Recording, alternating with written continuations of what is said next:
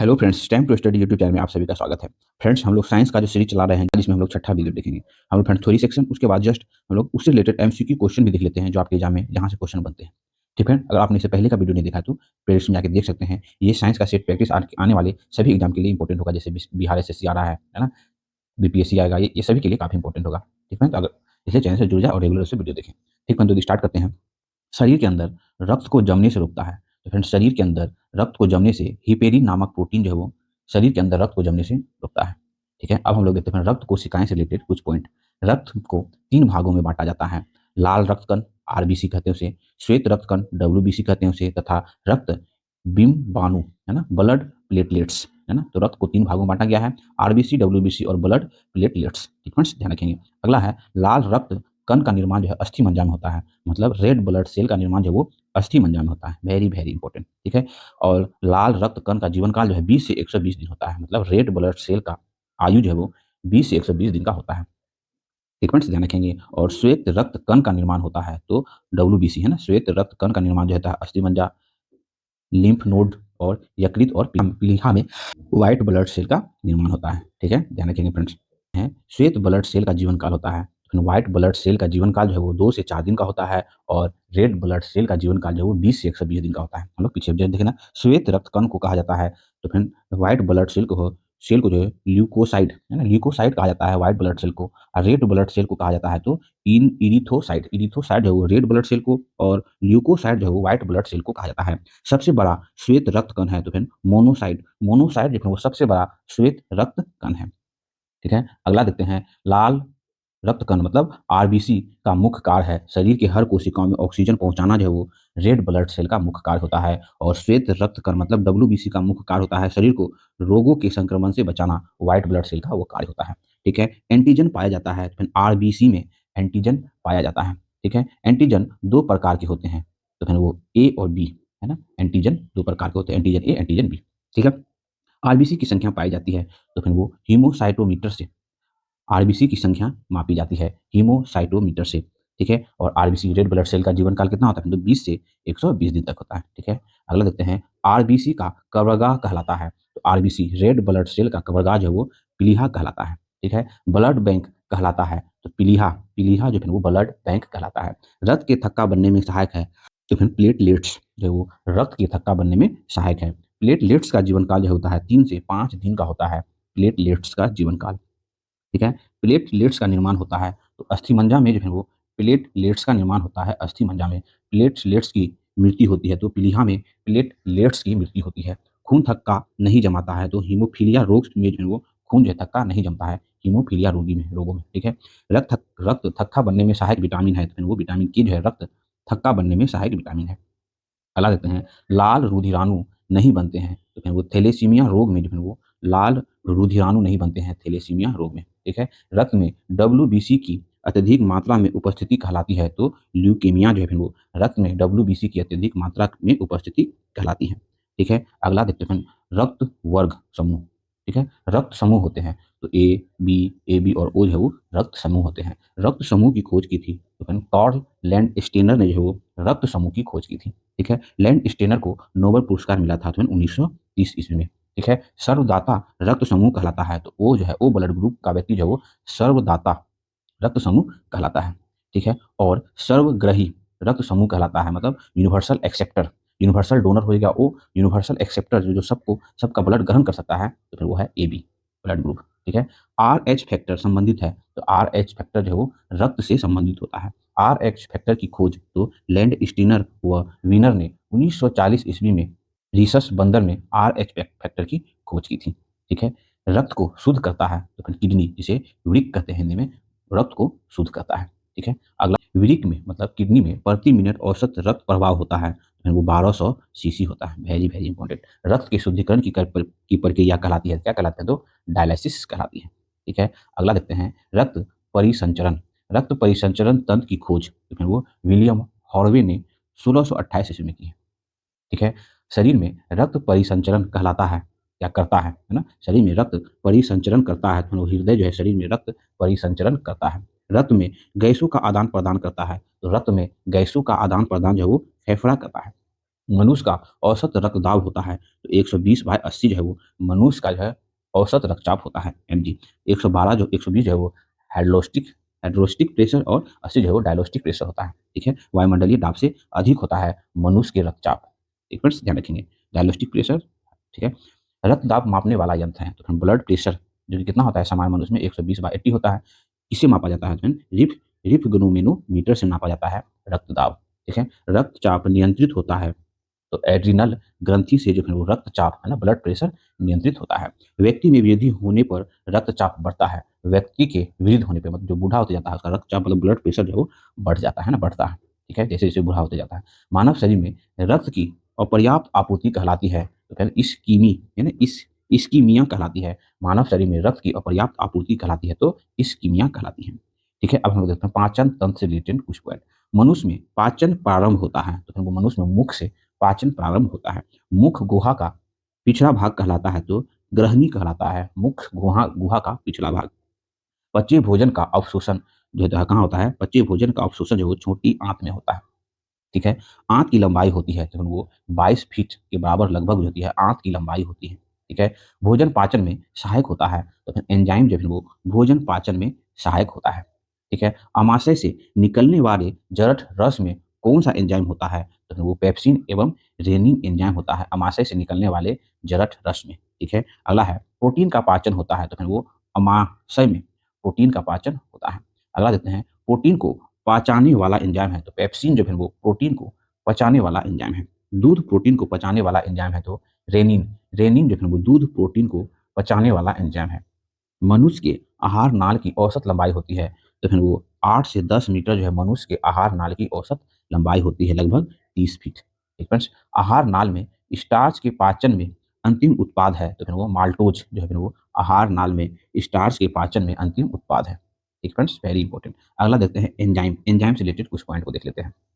Enzyme मुख्यतः होता है तो एंजाइम जो है वो मुख्यतः एक प्रोटीन होता है। एंजाइम एंजाइम की रचना होती है तो अमीनो अम्ल से एंजाइम की रचना होती है। जैविक सिस्टम में रासायनिक क्रिया की प्रक्रिया को तेज करने में उत्तरदायी पदार्थ है तो फिर वह है एंजाइम। ठीक है, ट्रिप्सिन एमाइलेज जाइमेज लाइपेज है तो एंजाइम है। क्या है एंजाइम है, ट्रिप्सिन एमाइलेज जाइमेज और लाइपेज ये क्या है तो फिर वो एक एंजाइम है। प्रोटीन एवं पेप्टोज को पॉलीपेप्टाइड एवं अमीनो अम्ल में परिवर्तित करता है तो ट्रिप्सिन करता है। प्रोटीनों के पाचन में सहायक एंजाइम है तो ट्रिप्सिन जो है वो प्रोटीनों के पाचन में सहायक एंजाइम है। नेक्स्ट क्वेश्चन है स्टार्च को शकरा में बदलता है तो एमाइलेज जो है वो स्टार्च को शकरा में बदलता है। वसा को ग्लिसरीन में बदलता है तो वसा को ग्लिसरीन में लाइपेज जो है वो वसा को ग्लिसरीन में बदलता है। ग्लूकोज को एथेनॉल में बदलता है तो जाइमेज जो है वो ग्लूकोज को एथेनॉल में बदलता है। ठीक है, यहाँ तक ध्यान रखेंगे। अगला देखते हैं लार में पाए जाने वाला एंजाइम है तो फिर टाइलिन टाइलिन जो है वो लार में पाया जाने वाला एंजाइम होता है ना। स्टार्च को माल्टोज में बदलता है तो टाइलिन जो है वो स्टार्च को माल्टोज में बदलता है। लार सहयोगी लार सहयोग करती है तो स्टार्च के पाचन में लार सहयोग करती है। मानव शरीर से रिलेटेड कुछ पॉइंट देखते हैं। मानव शरीर की सबसे बड़ा अंग है तो त्वचा जो है वो फ्रेंड मानव शरीर का सबसे बड़ा अंग है। त्वचा का रंग किसके कारण होता है तो वो मेला है ना, मेलानिन के कारण जो है वो त्वचा के रंग होता है। ठीक है, त्वचा की ऊपरी सतह कहलाती है एपिडर्मिस। एपिडर्मिस जो है वो त्वचा की ऊपरी सतह कहलाती है। मास्टर ग्रंथि कहलाता है तो पिट्यूटरी ग्लैंड है ना, पीयूष ग्रंथि है ना, पिट्यूटरी ग्लैंड या पीयूष ग्रंथि जो है वो मास्टर ग्रंथि कहलाती है। शरीर की सबसे बाहरी हड्डी है तो फीमर। जांग जो है वो शरीर की सबसे बड़ी हड्डी है, सॉरी भारी बोल दिया ना, तो बड़ी हड्डी है फीमर, जांग की हड्डी। अगला देखते हैं शरीर की सबसे छोटी हड्डी तो एस्टेपीज जो है वो शरीर की सबसे छोटी हड्डी है, जो कान की हड्डी होती है। ठीक है, सबसे मजबूत हड्डी है तो जबड़े की हड्डी जो है वो सबसे मजबूत हड्डी है। मानव हड्डियों में सर्वाधिक मात्रा में पाया जाता है तो कैल्शियम फास्फेट पाया जाता है मानव हड्डियों में सर्वाधिक मात्रा में। ठीक है, अगला है कान में हड्डियों की कुल संख्या होती है तो फिर कान में हड्डियों की कुल संख्या 6 होती है। ठीक है, मानव शरीर का कठोरतम भाग होता है तो दांत की शिखर की एनिमल हड्डी जो है वो क्या होता है ना, मानव शरीर का कठोरतम भाग होता है। ठीक है, अस्थियों का अध्ययन कहलाता है, मतलब हड्डियों का अध्ययन कहलाता है तो ऑस्टियोलॉजी जो है वो अस्थियों का अध्ययन कहलाता है। ठीक है, मानव शरीर में हड्डियों की कुल संख्या होती है तो फिर वो 206 होती है मानव शरीर में हड्डियों की संख्या। नवजात शिशु में हड्डियों की संख्या 300 होती है। ठीक है, ध्यान रखेंगे। मानव खोपड़ी में अस्थियों की कुल संख्या होती है तो मानव खोपड़ियों में अस्थियों की कुल संख्या फिर 28 होती है। वेरी वेरी इंपॉर्टेंट, ध्यान रखेंगे। मनुष्य में पसलियों की कुल संख्या होती है तो मनुष्य में पसलियों की कुल संख्या 12 जोड़ी होती है, इक्वल टू 24 हो जाएगा ना। शरीर में मांसपेशियों की कुल संख्या होती है तो 339। हम लोग पिछले स्टेप में क्वेश्चन देखे थे ना, शरीर में मांसपेशियों की कुल संख्या 639 होती है। उपास्थि पाया जाता है तो फिर वो नाक में उपास्थि पाया जाता है। शरीर में अमीनो अम्ल की कुल संख्या जो है वो 20 होती है। शरीरों में अमीनो अम्ल की कुल संख्या। मानव शरीर में जल की मात्रा, तो मानव शरीर में जल की मात्रा जो है 65 से 80% तक होती है। ठीक है। शरीर की सबसे छोटी ग्रंथि है तो फिर वो पिट्यूटरी ग्लैंड है ना, पीयूष ग्रंथि। हाँ, शरीर की सबसे छोटी ग्रंथि है। मानव शरीर का कठोरतम भाग होता है तो इनेमल, दांत की जो है ऊपरी परत जो है वो मानव शरीर का सबसे कठोरतम भाग होता है ना। उसके बाद टीबिया नामक हड्डी पाया जाता है तो टीबिया नामक हड्डी जो है वो टांग में पाया जाता है। टीबिया नामक हड्डी है ना, ये बीपीएससी में काफी बार ये क्वेश्चन पूछा गया है। मानव शरीर का वह अंग जिसमें हड्डियों की संख्या सर्वाधिक होती है तो फिर वो अंगुली, अंगुली वह अंग है मानव शरीर का जिसमें हड्डियों की संख्या सर्वाधिक होती है। शरीर में प्रचुरता से पाए जाने वाला तत्व है तो फिर ऑक्सीजन जो है वो शरीर में प्रचुरता से पाए जाने वाला तत्व है। अगला क्वेश्चन है, मानव शरीर का तापमान होता है, ध्यान सुनिए, मानव शरीर का तापमान जो है वो 37 डिग्री सेल्सियस होता है और यह फ़ारेनहाइट में 98.6 डिग्री फ़ारेनहाइट हो जाएगा और केल्विन में 310 केल्विन हो जाएगा। ठीक है, ये आप ध्यान रखेंगे। मनुष्यों में मेरुदंड से कितनी जोड़ी तंत्रिका निकलती है तो मनुष्यों में मेरुदंड से जो है वो 21 जोड़ी तंत्रिकाएं निकलती हैं। ठीक है। नेक्स्ट क्वेश्चन है, मनुष्यों में श्वसन दर होता है तो फिर वो 16 से 18 बार मनुष्यों में श्वसन दर होता है। शिशुओं में श्वसन दर जो है वो 44 बार प्रति मिनट शिशुओं में, है ना, शिशुओं में श्वसन दर होता है। पैर में हड्डियों की कुल संख्या होती है तो पैर में हड्डियों की कुल संख्या 60 होती है। बाल एवं नाखूनों में, नाखूनों की रचना होती है तो बाल एवं नाखूनों की रचना जो है केरेटिन नामक प्रोटीन से होती है। एक मिनट, यहाँ तक आप ध्यान रखेंगे। अगला देखते हैं, मनुष्य में दांत पाए जाते हैं, 4 प्रकार के मनुष्य में दांत पाए जाते हैं। मनुष्य के जीवन काल में कितने दांत 2 बार विकसित होते हैं तो मनुष्य के जीवन काल में 20 दांत ऐसे हैं जो 2 बार विकसित होते हैं। ठीक है। दांतों एवं हड्डियों के निर्माण हेतु आवश्यक तत्व है तो कैल्शियम और फास्फोरस जो है वो मनुष्य एवं हड्डियों के निर्माण हेतु आवश्यक तत्व है, कैल्शियम व फास्फोरस। ठीक है। अभी हम लोग जो थोड़ी सेक्शन डिस्कस किए, अब हम लोग उसी से रिलेटेड हम लोग क्वेश्चन को देखेंगे, है ना, जो आपको आने वाले एग्जाम के लिए काफी इंपॉर्टेंट होगा। ठीक है। तो स्टार्ट करते हैं। आज का पहला क्वेश्चन है, सर्वदाता रक्त समूह है तो सर्वदाता मतलब जो सबको दे सकता है ना, यूनिवर्सल डोनर कहेंगे इसको, तो वो है ओ ब्लड ग्रुप। ठीक है, ध्यान रखेंगे। अगला है, मनुष्य में पाचन प्रारंभ होता है तो मनुष्य में पाचन जो वो मुख से ही प्रारंभ हो जाता है, भोजन पाचन। ठीक है। अगला है, रक्त दाब किसमें पाया जाता है, किससे मापा जाता है तो रक्त दाब, ब्लड प्रेशर जो है वो समान व्यक्ति में 120/80 होता है। हाइड्रोलिक प्रेशर और डायलोस्टिक प्रेशर कहते हैं इसको, इसको मापा जाता है रिफ-ग्नो-मैनोमीटर से मापा जाता है रक्त दाब, ब्लड प्रेशर। ठीक है। अगला क्वेश्चन है, ब्लड बैंक कहलाता है जो फिर वो तिल्ली या पीलिहा जो फिर जो ब्लड बैंक कहलाता है। ठीक है। मानव शरीर का सबसे बड़ा अंग है तो फिर त्वचा जो फिर मानव शरीर का सबसे बड़ा अंग होता है। ठीक है। लाल रक्त कोशिकाओं का जीवन काल कितना होता है तो रेड ब्लड सेल का जीवन काल जो है 20 से 120 दिन के बीच होता है।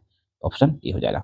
ठीक है। अगला क्वेश्चन है फ्रेंड्स, रक्त का शुद्धिकरण कहाँ होता है तो रक्त का शुद्धिकरण जो है वो फेफड़ों से होता है।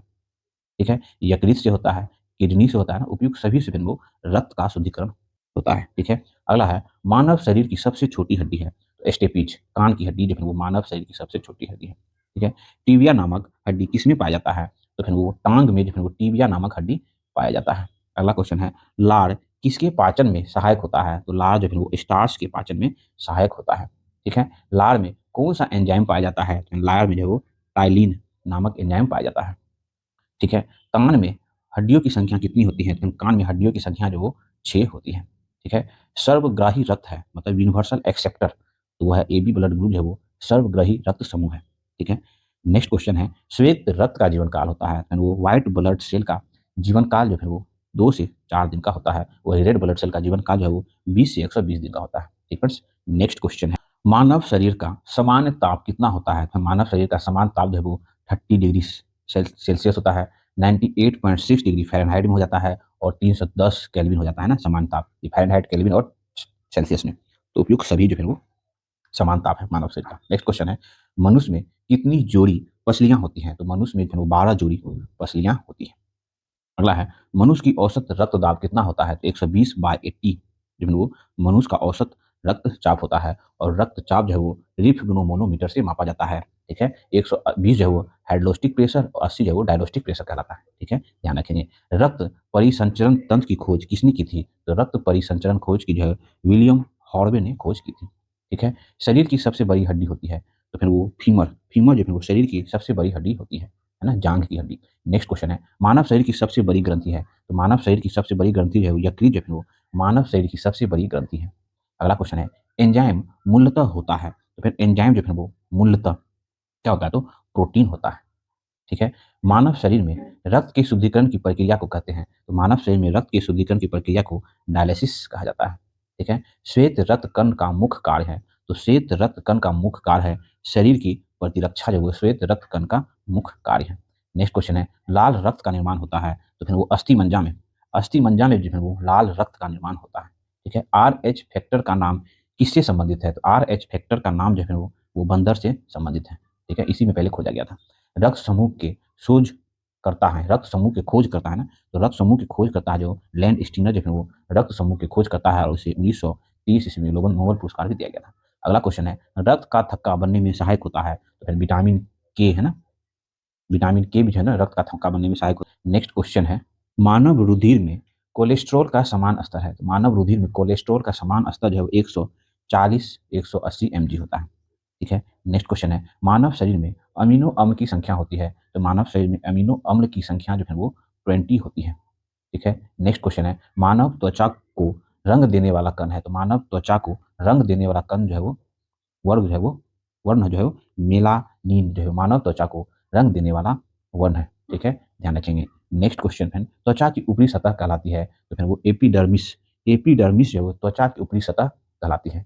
आरबीसी का कब्रिस्तान कहा जाता है, तो फिर वो प्लीहा को आरबीसी का कब्रिस्तान कहा जाता है। ठीक है। रक्त कैंसर का अन्य नाम है, तो फिर वो ल्यूकेमिया, ल्यूकेमिया जो है वो रक्त कैंसर का अन्य नाम है। फ्रेंड्स ध्यान रखेंगे। रक्तचाप किसके द्वारा नियंत्रित किया जाता है, तो रक्तचाप जो है वो है ना एड्रीनल ग्रंथि, अधिवृक्क ग्रंथि के द्वारा जो है रक्तचाप नियंत्रित किया जाता है। ठीक है। नेक्स्ट क्वेश्चन है, किस रोग में थक्का नहीं बनता है, तो किस रोग में ब्लड का थक्का नहीं बनता है, तो हीमोफीलिया, हीमोफीलिया रोग से ग्रसित व्यक्तियों के ब्लड जो है वो थक्का नहीं जमता है। ठीक है। नेक्स्ट क्वेश्चन है, प्रोटीन के पाचन के लिए सहायक एंजाइम है, तो फिर वो ट्रिप्सिन, ट्रिप्सिन जो है वो प्रोटीन के पाचन में सहायक एंजाइम है। नेक्स्ट क्वेश्चन है, स्टार्च को शकरा में बदलता है, तो फिर वो एमाइलेज, एमाइलेज जो है वो स्टार्च को शकरा में बदलता है। नेक्स्ट क्वेश्चन है, मानव शरीर में प्रचुर मात्रा में पाए जाने वाला तत्व है, तो फिर वो है ऑक्सीजन, ऑक्सीजन जो है मानव शरीर में प्रचुर मात्रा में पाए जाने वाला तत्व है। ठीक है। नेक्स्ट है, मानव शरीर की सबसे छोटी ग्रंथि, फ्रेंड्स मानव शरीर की सबसे छोटी ग्रंथि जो है वो पिट्यूटिक है ना, पिट्यूटिक ग्लैंड जो है वो मानव शरीर की सबसे छोटी ग्रंथि है। नवजात शिशु में हड्डियों की संख्या होती है, तो फ्रेंड्स नवजात शिशुओं में हड्डियों की संख्या जो 300 प्लस होती है, और वयस्क मनुष्य में हड्डियों की संख्या 206 होती है। ठीक है, तो आज हम लोग बायोलॉजी का सेक्शन का जो सेट प्रैक्टिस चला रहे हैं, आज उसमें हम लोग छठा वीडियो देखें। हम लोग फ्रेंड्स थोड़ा सा थ्योरी डिस्कस करते हैं, उसी से रिलेटेड हम लोग एमसीक्यू क्वेश्चन देखते हैं। ये सीरीज फ्रेंड रेगुलर से 1 से 2 वीडियो आपका साइंस का कंप्लीट तैयारी के लिए रहेगा। साइंस से रिलेटेड आपके एग्जाम में जितने भी क्वेश्चन पूछे जाते हैं सब यहीं से आने की संभावना रहेगी। आप आने वाले सभी एग्जाम के लिए ये वीडियो आपके लिए काफी इंपॉर्टेंट होगा फ्रेंड्स, चाहे जो भी एग्जाम हो, बीपीएससी हो, बिहार एसएससी हो, है ना, रेलवे हो, जो भी एग्जाम हो। ठीक है, तो यहाँ तक देखने के लिए बहुत बहुत धन्यवाद। अगर मेरा प्रयास आपको अच्छा लगता हो तो प्लीज फ्रेंड चैनल को लाइक करें, सब्सक्राइब करें और फिर साथ शेयर जरूर करें। मिलते हैं फिर नेक्स्ट वीडियो में।